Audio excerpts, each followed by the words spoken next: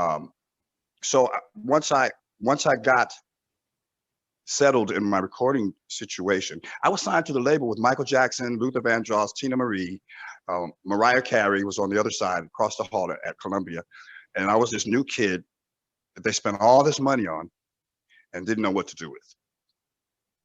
Didn't Had not figured out what my lane was going to be, and so I just started recording, and I started recording, and the last song that I worked on for my first album came about because I ran into one of my high school friends in New York while I was just taking a break. Yeah. And I hadn't seen him since high school. He was a theater student, but he told me he had started writing songs, and I asked him to play one for me at that point. And he played a song for me, and it was She's Fly, my first single. Oh, So yeah. I was so excited. I took him back to the studio. I was like, Ted, we have to do this. Ted Currier's claim to fame, he has many. He was the first DJ to do live mixes on radio in New York.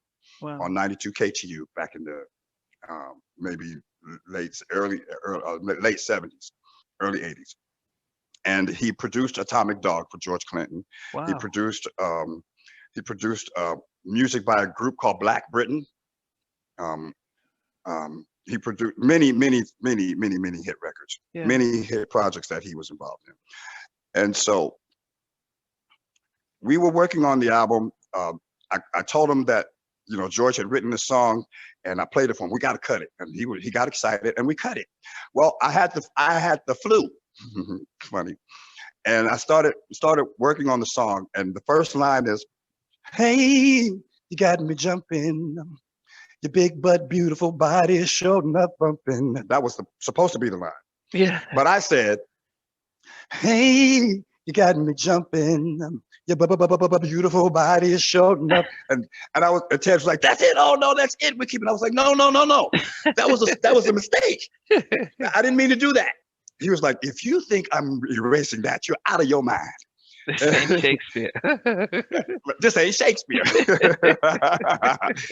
And so we kept it, and that was the first line of the song, and it ended up being the first single from the album that just kicked the doors in. Now, I mean, I'm sure your grandma would say, "No, I've been playing for you from day one, so I'm not surprised how quickly everything has gone for you." But you're talking about getting a recording contract with Epic Records. I mean, that's they had Michael Jackson, they had all these big stars. Was it not overwhelming? Did you understand the sort of the contracts they're sending you and royalties and all that stuff? Was you just sign and sing? I mean, what was that like? I didn't know jack squat. I didn't have a mentor. No one helped me navigate. Yeah. I was young, and which is why I think it's so important to educate people and and give the information, because most people in the music business, the music business has a reputation of being filled with crooks and snakes and people that don't really care about you. Yeah. And I found that in a lot of ways to be true. Yeah. Because I sided with the company. I'm not saying anything derogatory about Ted Curry, because he was not one of those people. He did and does care. In fact, I stay in touch with him.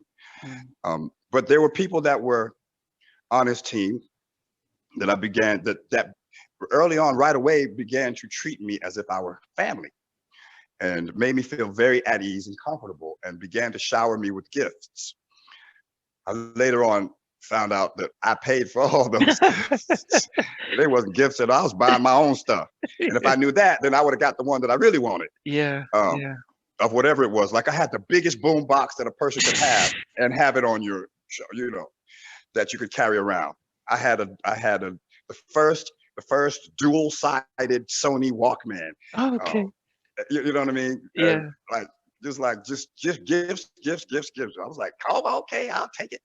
And I was paying for that stuff. I didn't realize we were taking trips up to upstate New York to go fishing, and I was paying for that too. Wow. And I didn't realize it.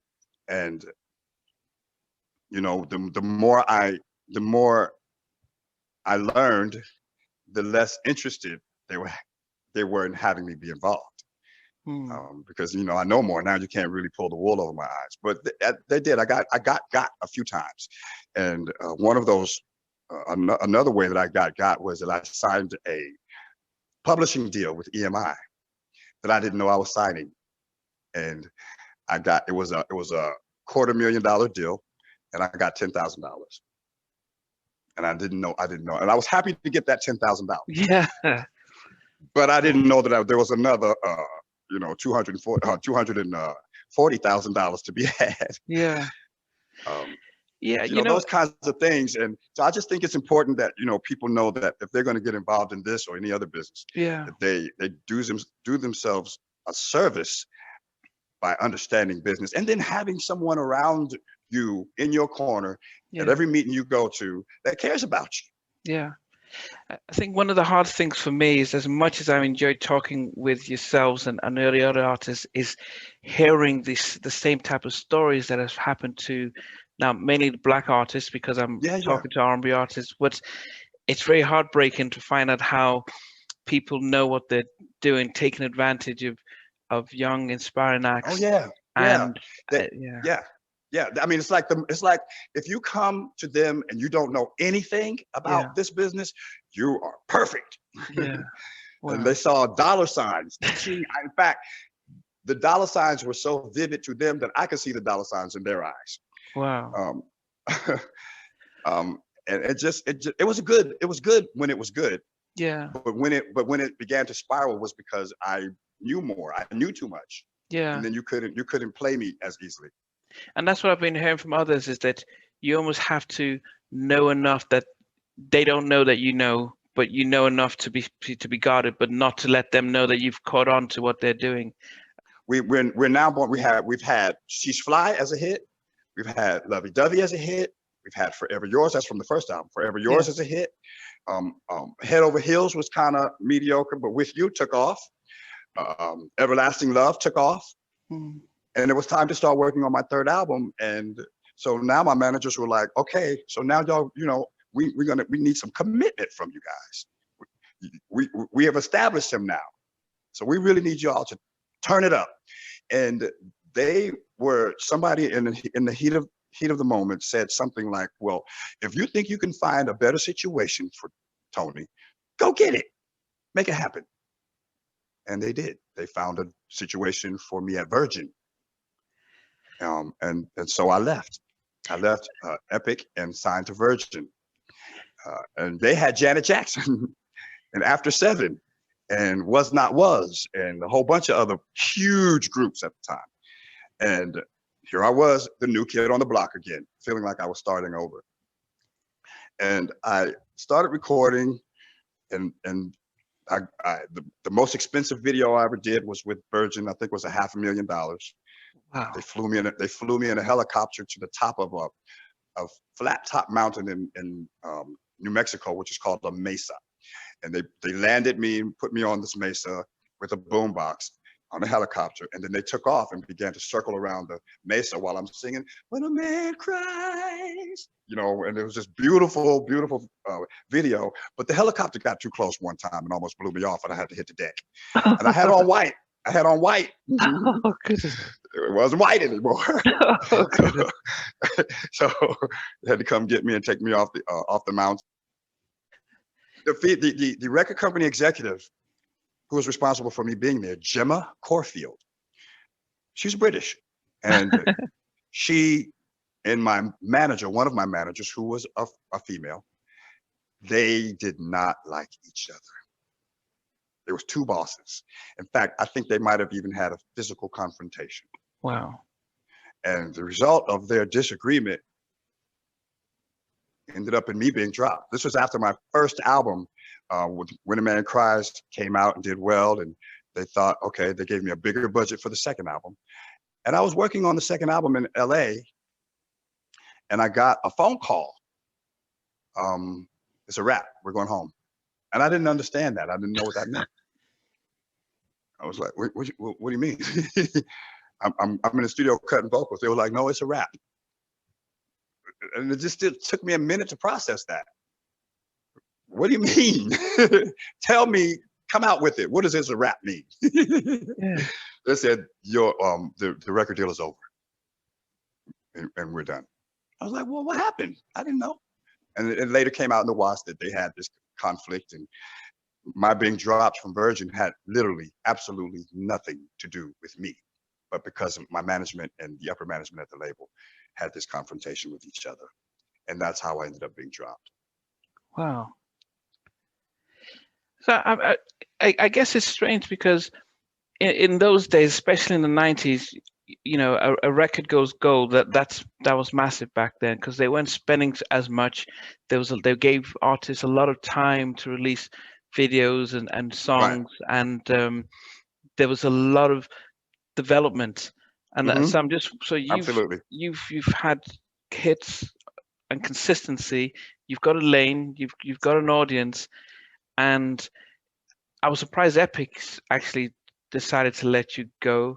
But I don't think they realized that, you know, even though that little statement was made in the heat of an argument, that my managers were going to take it and run with it.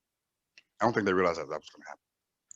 but then now you know, when I think of Epic, we always talk about Michael, but it didn't seem like, say, Columbia, which was they had a sort of an urban sort of team out there. It didn't seem like Elektra as well that really had a committed urban team. It just seemed Epic seemed to have had, because of Michael Jackson, really more of a pop, we're going global kind of thing. And so Yeah, I would have thought it might have been hard to get the type of support that you might have needed on Epic compared to if you it were on was. Columbia. It was. It was hard for many reasons. One of the least of which was that the head of the A&R department was Johnny Gill's godfather. And Hank, I can't think of it. Hank Caldwell. Hey, that's 30 years later now. I can call his name. Hank Caldwell. He was Johnny Gill's godfather. And he talked about Johnny Gill every day. And Johnny Gill was on Motown. He wasn't even on our label. But, you know, he was working with, he's supposed to be working with me, but he talked about Johnny Gill all the time. So it was difficult to get their attention, it seemed like. But I did learn a lot. You know, I learned about developing relationships. I learned about, you know, one day or a couple of days, I spent at Epic literally calling every record store in the country, mom and pop and included, even if they only had one copy of my record in stock, and saying thank you. Wow. I called the radio stations, every single radio station that played my record, even if it was in super light rotation and they played it once a week. I called and said thank you. I got that from them. They were like, "You have to. This is about relationship building, branding." And then a couple of days, I went into the studio and I did individual IDs for every radio station that it was literally 200 or 300 of them. So I would do, it's been a long day. I'm gonna take it kind of easy, relax a while. I wanna hear some mellow music on star 16, or whatever the radio station was. Yeah. And I said, all the radio stations, their personalized version of Wow. Everlasting Love. And it took Everlasting Love all the way up to the top. My goodness. I got that from Epic. They were like, you know, we got to do these things. This is what's going to separate you from, you know, the masses. Yeah. So, I mean, the stories of after Virgin, did you then think, was there ever missing of the stage after you've left Virgin? And what was your thought then after you left Virgin? Did you think, let me try and get another deal, or let me go back to the stage? Or what did you do? I did try to get another deal. And I was not aware of, until it was over, that I had been blacklisted. Because we couldn't get a deal anywhere. And then I ended up getting an independent deal. But I was still working, you know, based off the hits that I had. But I couldn't get a deal anywhere. And I later, after I was no longer on the blacklist, I found out that I had been blacklisted, and that's why I was unable to get anywhere. No one was interested in touching me. How long was that for? For about 15 years. Wow. And I had no idea. I didn't even know. I didn't even know. And then somebody in the music business was like, you know, you was blacklisted, right? I was like, what? Yeah, man, you, nobody was going to touch you. I was like, well, why would that be? And how come I wouldn't know that? I didn't know, but for about that long, I didn't, no one was really interested, which I thought was unusual. But then I got signed to Golden Boy Records, who had a massive hit with RJ's latest arrival, "Shackles on My Feet." Remember that? Okay, yeah, Mary. Well, Mary covered it, but it was back in Oh, the RJ's latest arrival was the original performer of that okay. song, and it was massive. And he signed me, Eddie Gurin. He said he called me his golden boy. It just so happened that his label was called Golden Boy Records, and that he was going to retire from me. Wow. And it didn't quite work out that way, because when we finally put out the record, it was during the time that radio began to shift from R&B to rap more and more and more and more. And so there was really no spot for me to fill. And Yeah. it didn't really work as well as we thought it would. But then Stevie Wonder's KJLH, his radio station in Los Angeles, began to play a cut off of the album that was not a single, called "In the Shower," and it took off. It became this underground record that I wasn't even aware was happening. And and then it started growing, especially in the Southeast. It started growing this, and it became a record that, like With You, I couldn't not sing. I had to sing it. And so, then I went on to do a gospel album, which people thought, well, you made the switch. No, I didn't make the switch. I started out in church, and I'm a singer. I'm a singer. And so, y'all called me a balladeer. I didn't say that. I'm a singer. I sing R&B, gospel, jazz, classical. I mean, just whatever the job requires, I can get it done. When With You came out, it overshadowed everything. People forgot that I sang Head Over Heels and She's Fly and Lovey Dovey. And I would do those songs and be like, oh, he did that too? He did that. And, it's just really interesting, because With You came out and all of a sudden I was a balladeer. Singer of love songs. Yeah, but what year did you sign with Golden Boy? What year was it on there? That would have been in 2001. Okay. Did you then find out, was it because of your management company, or yes, that I was blacklisted, or that everything else went spiraling out of control, was because of my management? Because they took you from Epic, and they're responsible for Virgin. But they were also responsible for stealing from me, stealing my publishing, stealing, my, so I'll go on tape saying they stole from me. Wow. And I made a lot of money, millions. Especially with you. Yeah. A good portion they stole. And they stole my publishing, and I didn't know it. And I was angry for years. This is how I found out.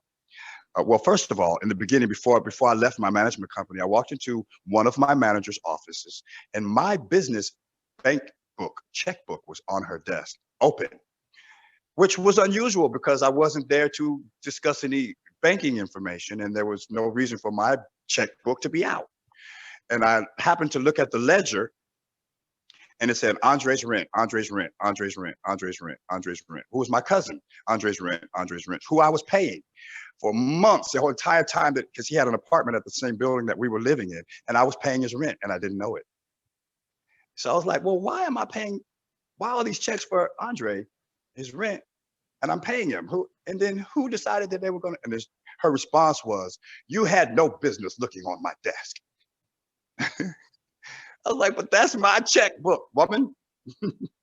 And that led to the beginning of, it's just not going to work. And they were like, we made you, and you're going to be nothing without us. I was like, listen, you clearly have gotten it wrong. My parents made me, and I had a gift before I came to you. that had nothing to do with you, and it came from God. So you didn't make me, and you didn't make me. You didn't create me. You didn't make me. And they were like, "Oh, it's over for you." And uh, I just thought it was funny that people think that they have the power to, block something that God said was going to be.